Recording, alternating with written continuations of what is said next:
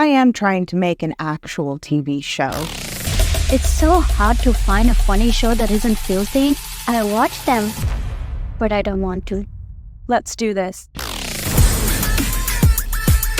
Fire, like lots of fire.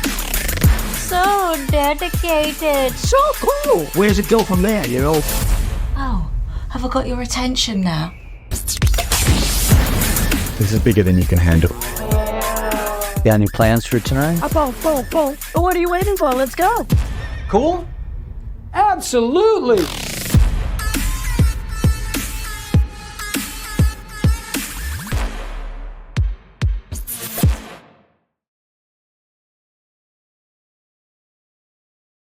They're the most mischievous, talented Aussies since Men at Work.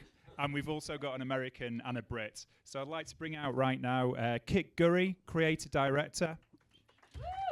Lincoln Younes, actor. Alexander England, also an actor. Richard Breakspear, composer. And Eric von Doymi, editor and producer. Before we get into the chat, let's talk about AI for 1 second. Lincoln, buddy, was that thing real, or will you get in some digital assistance there? What are they putting in the Vegemite down there? What do they say? The camera adds 10 pounds, right? They don't say where. Good answer, good answer. So, Kik, take us back, if you would, in time to 2019. I mean, this is a unique project because everyone we see here on the screen was right there at the beginning, right?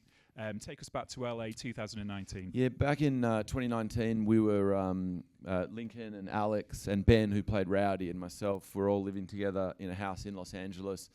And through a sort of sequence of failures on my part, auditioning for things, I sort of got frustrated and decided I wanted to tell our own story. And I talked to the boys, and we said, yeah, let's go. Make something when we all go back to Australia at Christmas. So we shot a little sort of 10-minute version of the pilot, which, funnily enough, had that one of the scenes in the teaser was the one in the pit.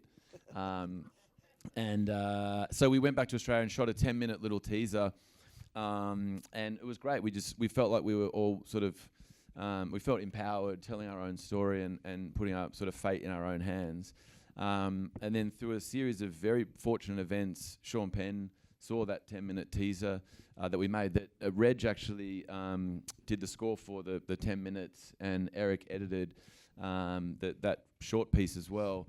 So it was really just a group of friends deciding to take things into their own hands. And then, a series of fortunate events. Sean saw it, and he rang me up. And he got my number, rang me up, and said, "Look, this."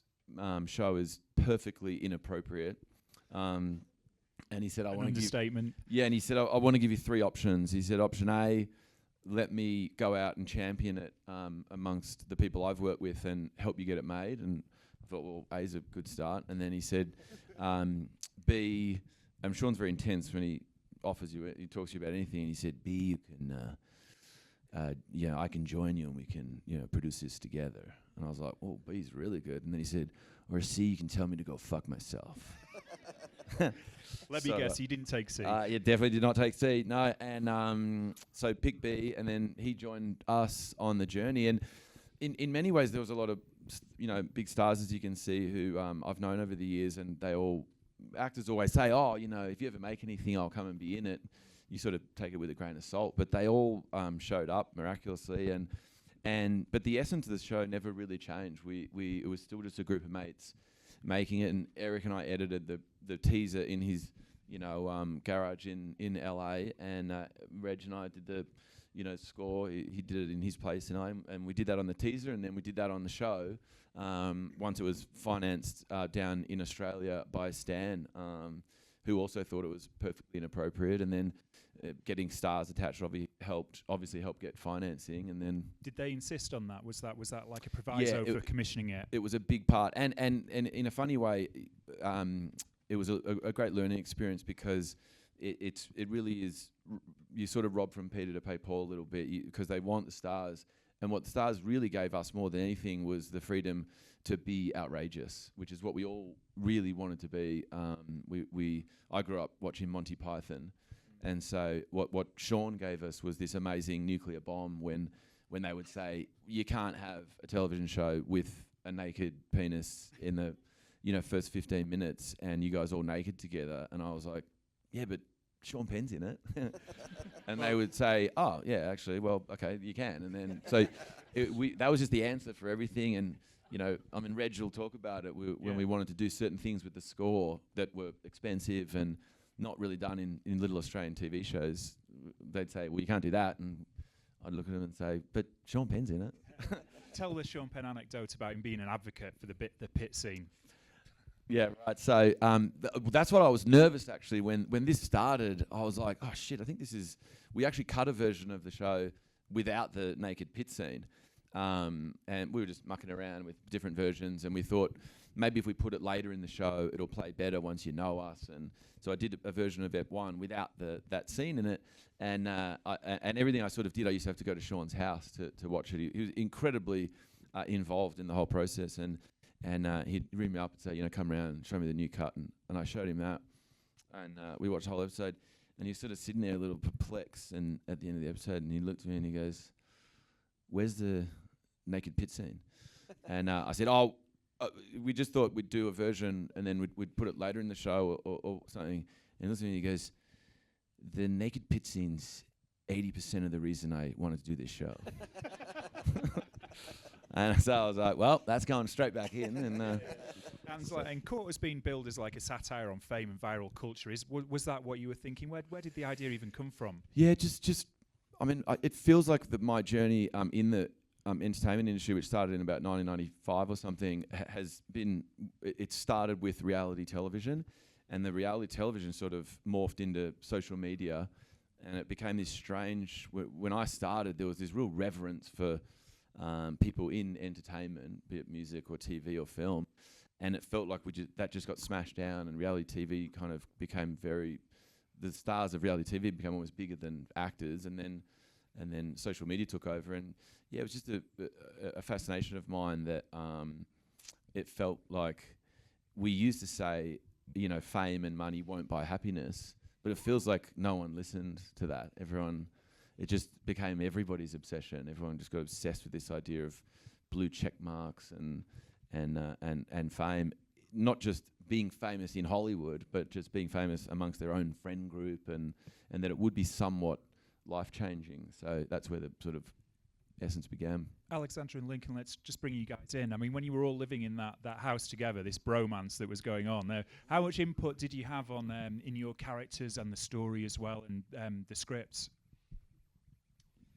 Yeah, I mean, I think the essence carried on. We would sit around. Kick's got a booth at his place, and we would just sit around. I mean, we spent a lot of time in LA not doing a whole lot. Auditions are very exciting, but pretty rare. So we were just hanging out, and we were just telling stories that were making us cry in the booth. Just hilarious anecdotes and tales, and definitely shared a common sense of humor. And I think, I mean, really, it was that we were all hanging out and having this great time, and I think everyone loves that idea of, coming up with something together and being able to see it through, particularly to the kind of this level. I'm not sure if we actually thought it was going to happen. So at every stage, we're just like, oh, is this still happening? This is so exciting. But Kick sat down and really wrote the skeleton of it, and it was over right through COVID. We were doing table reads and having a bit of an input into our characters, and our characters do borrow a little bit from each of us, and I think that's part of the chemistry on screen between the guys. We didn't have to work towards kind of feeling like we were friends, because we are friends, and we did bring a little bit of ourselves to it, and we did make each other laugh more than anybody else, and maybe we still make ourselves laugh more than anybody else. But certainly, not only was it just a joy to have a creative input and be able to talk about ideas right through, even through shooting, try different alternative lines and all that kind of thing. But being so close, one of the huge joys of this project was watching our friends, dreams come true. Kick directing and being able to write and being able to leverage these different systems to get things made, and the different pivot points to have people decide to give money or not. And it is a bit of a game, but we somehow kept gaming it to create something that wasn't terribly compromised in terms of sharing that that common sense of humor that we had and creating that end product. Yeah, and I should say as well that I think all of us here in different ways would say there's such a big rarity with follow through. There's a lot of ideas, there's a lot of great setups to things, but a lot of the time what's missing is someone following through and doing the stuff that most people don't have the backbone to do. And I should say that Kick has been such an amazing collaborator and mentor of follow through, because we all lived together during a pivotal part of this time. We would all go to we'd have the anecdotes, we would laugh in the booth, we'd go to bed and say, all right, see you tomorrow. And Kick would stay up on his little laptop and write for hours and hours and hours and do the kind of hard work. And so we would come in with our little bits and pieces that would make us laugh, but then if you tried to put all those things together, it would completely fall apart. And he created the glue and the dynamic and the kind of structure. And yeah, I just think everyone at SeriesFest, in whatever capacity you're here, I think follow through is such a key part, and this person is a great kind of icon of that. Yeah. Eric, as editor, I mean, if this is the stuff that made it to the screen, what actually got left on the cutting room floor? I mean, this is going to be the ultimate bloopers reel, right? I mean, there's a lot of bloopers, but with a small kind of budget show, like you shoot everything. I mean, they were doing 10 pages a day sometimes. Yeah, fast. So you don't have a lot of takes, and you have to make it all work. And the first cuts were 40 minutes, and Kick and I would be like, this is so hilarious. And then they're like, well, it needs to be 22 minutes. And then you do that, and then Kick would go up to Sean Penn's house and show him. And like, this is after Kick and I had decided, okay, this is this is the best possible edit we can do. And he'd go up there, and he'd just come back just like almost in tears with like 120 notes from Sean Penn. And then we'd start doing them, and we're like, oh, this is so annoying. And then we'd start doing them, and you're like, all right, well, okay, that's 1% better. And then the next one, okay, that's 2% better. And just having that input is really, really cool. That's the thing that the teaser didn't have, and it's the one thing he was like the one outside voice that came in and really kind of tempered, Yeah. And that was a bit of an insight into, because I do personally think, irrespective of Sean's involvement in this, he's arguably the best to ever do it as an actor. I mean, and there's a real genius in what he does, which I saw firsthand when he was working on the show. Just there is a genius in it, and the story I was talking about is you would see. It's almost like it's an unwillingness to accept something being great. It needs to go that even. He won't stop, and he just say. I mean, he'd ring me up at 11 o'clock at night sometimes and say, hey, I just got 3 hours, gap in the schedule. He's like, just come around and we'll watch a few episodes. I'm like, what? And then we'd go through till 4 or 5 in the morning just watching. He'd pause and he'd say, what if we did that? What if we did that? What if we did that? What if we did that? And I was like, oh, wow, it was a real insight for me into just how relentless you have to be to get that good, that where he sits at. Yeah. And Richard, you went from scoring the original 15-minute teaser, I think I'm right in saying that, and then he was scaled up to the Budapest International Orchestra or something. Talk to us about that process. Yeah, well, I think when I first saw the teaser, the first conversation that we had was like, we should score this as if it's like a war epic, and we should score this like Hans Zimmer's doing it, and we should, as we were kind of watching the teaser and the personalities were coming through, it was like, okay, let's score this as if like one of the characters having their Jason Bourne moment or their Han and Leo, Han Solo moment or whatever it might be. So we were talking about doing like, a big orchestra, and then I got the budget, and I'm like, yeah, no, we can't do an orchestra. We don't have the budget for an orchestra.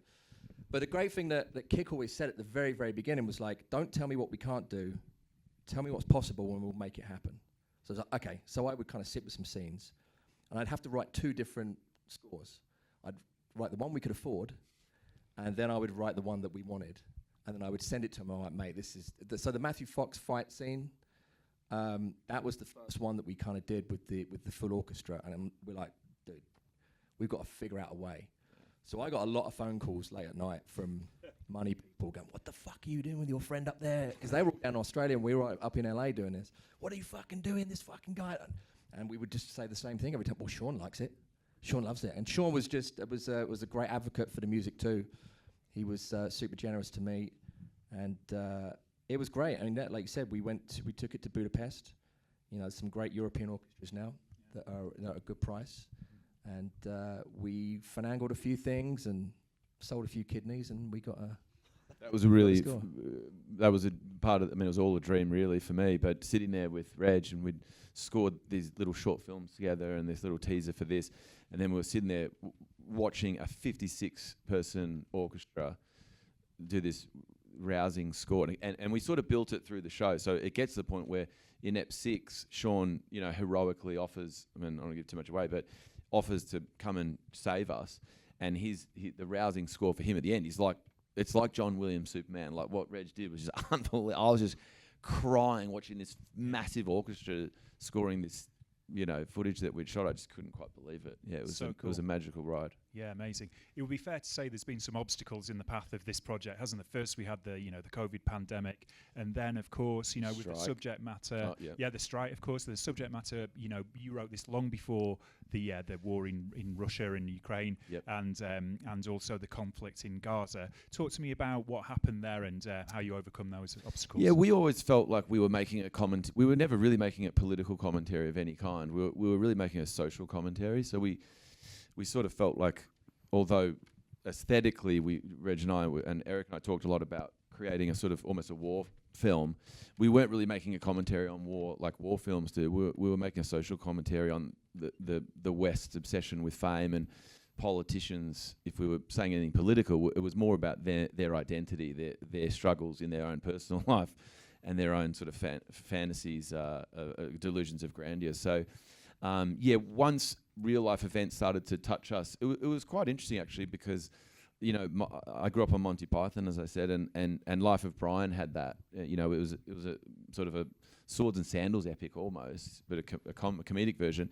But they faced an incredible challenge to convince the world that a comedy about this was acceptable, and that was in 1976, I think. So the fact that we're 50 years on from that, and the real world can still touch art, I think is a really fascinating landscape to exist in. And I almost felt strangely like we were in the right terrain in a way when real world events started to reflect abstractly what we were talking about. And some people got nervous, but we at the show really felt like, well, we're making a commentary on what people in their lounge rooms right now are sort of watching unfold in real life, and the dissemination of misinformation and people working out how they feel about things through social media is kind of what we're dissecting. So we feel like the show kind of opens up an interesting conversation around that. Yeah, I think like ITVX put it on the shelf for a little while. They delayed screening, didn't they? I think France Televisions did as well. Yep. And France goes in 10 days. Yeah, and ITVX in a month, I think. Yeah,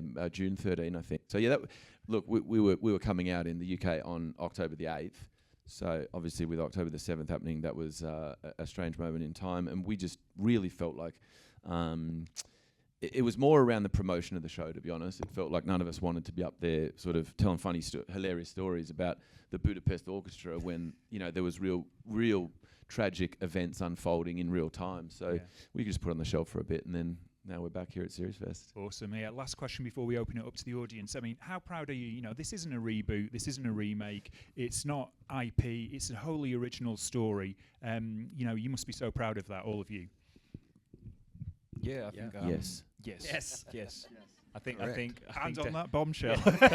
No, you're right, though, Neil. It is, and it's rare that we see it in the modern world. And I know Matthew Fox and Sean and Susan came and did some stuff, and she's later in the show as well, and as the Secretary of State, and they said the same thing. Whenever I sent them the material, they said, "Oh, it's just so much fun to do something that someone created themselves. Like that's not based on something else. It's not something that existing IP is such a big thing these days." And yeah, everyone seemed to really enjoy that part of it, and we certainly did. Terrific. Who's got a question? Oh, over there. How many episodes is in this one season? I don't know the concept of what it is right now. It's 6 half hours, and at the end of that, you still may not have a concept of what it is. That's the hope. And yeah, no, there's an ongoing nature to it, and I've written the second series. We've been in development down in Australia, and so we're just waiting for it to roll out around Europe and come to the US, and then we'll do a second 6 episodes. Anyone else? Over there. This might be a larger question than anticipated, but I wondered if you could talk more about its actual production, like where you shot it, how it was done, who you worked with. Yeah, sure. We shot the whole thing down in Sydney, Australia, and all those scenes you see out in the POW camp, we found this incredible home that this awesome man called Gordon had built out just, it was like 20 miles north of Sydney. It was in Sydney, really. And Gordy, he showed me around. It's if you go 10 meters to the left or 10 meters to the right of where we are, you're just in a suburban house with a backyard. But 30 years ago, he planted all this bamboo and palms and all these sort of tropical trees, and it thrived. So he just has this, like, it's probably no bigger than this theatre, but it's a tropical rainforest. And I went out there, and someone had shot there a year earlier and sort of disgraced themselves a little bit. And Gordon, the locations manager, said to me that he'll never let you shoot there. And I said, look, I'm just going to drive out there. So I just drove out there, and Gordy came out in his boardies with his dog, and he's like, what the fuck do you want? And I just took out a 6-pack of beer and just started chatting to Gordy about his life and what he did there and the thing, and probably spent 5 or 6 hours out there just hanging out with Gordy. And then by the end of it, he was like, yeah, great, come and shoot here. So then we rolled in with 100, crew, and but Gordy was great. He just kept rolling along. And then actually, halfway through the shoot, he said to me, oh, no, sorry, it was in the first week of pre-production, he said to me, can I show you something that no one's ever seen? And if you work in the film industry, that can be a nervous question, that one. And I said, yeah. And he took me over to this tiny little corner of the thing, sort of that back corner, and through these palms. 30 years ago, he planted this, it's called a Portuguese something, and they bloom once a year for 1 week, and they were blooming this week in bright orange. And I rang the production designer straight away, Sam Hobbs, who's just this brilliant artist. I said, you have to come out here right now. And he came out, and I said, we have to make this part of the story. So if you look through the show, there's all these little cutouts of that actual flower, the shape of it, in the huts that we built, and we made that. The island is named after the Bahati Prinsloo flower, which is that we named it that flower, and it became a big part of the story. And we shot the flowers in the first week of pre, because we didn't have the actors yet, and then we shot the reverse of that scene. It's in episode 5. We shot the reverse of them seeing the flowers without the flowers because they'd gone. They weren't in bloom anymore. And it's my favourite scene in the whole show, and it's my favourite bit of the score. It's just unbelievable. So yeah, when you get to see the rest of it, you'll know that's there. Yeah. Anyone else? Yeah, can we just talk a little bit about why you think Sean and Matthew got involved in Susan? I mean, I believe it's because they don't get to do many comedy roles. No one will cast them in those. Yeah, Matthew's a bit of a goofball, and I met him on a film called Speed Racer over in Germany, and we'd sort of muck around and be goofballs all the time. But then he would play this incredible hero, and so that was during lockdown. Actually, I sent him the teaser. Matthew was the first person I showed it to. Actually, I sent him the teaser, and he was locked down in Rome, and I was keeping up to date with him because his son was seeing a girl on the other side of Rome, and that Rome was in lockdown, but his son was sneaking to see this girl on the other side of Rome. It was like Romeo and Juliet. So I kept checking in with him, and I said, and then I said, I made this.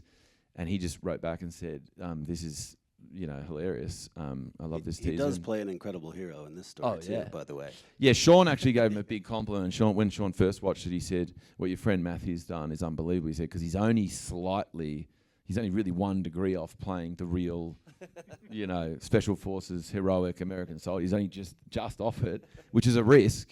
And yeah, he really nailed it. But yeah, he was keen to muck around, and I mean the huge asset I had as a director was I wasn't really working with any comedians. It was just most people in the show, almost all I think, mostly do dramatic roles. So I just felt like as a director I had this incredible arsenal of weapons at my disposal who weren't there to crack a joke. That scene that you all watched at the end there, everybody in that scene. There's 7 or 8 or 9 characters who all get this incredible emotional moment in this absurd reality, and I think that was fun for everyone that day. Well, congratulations to all of you for crafting a truly original comedy. I'm sure you'll all agree it's hilarious. Let's hear it one more time for Kick and the guys. Thank you. Thank you, guys. Thank you.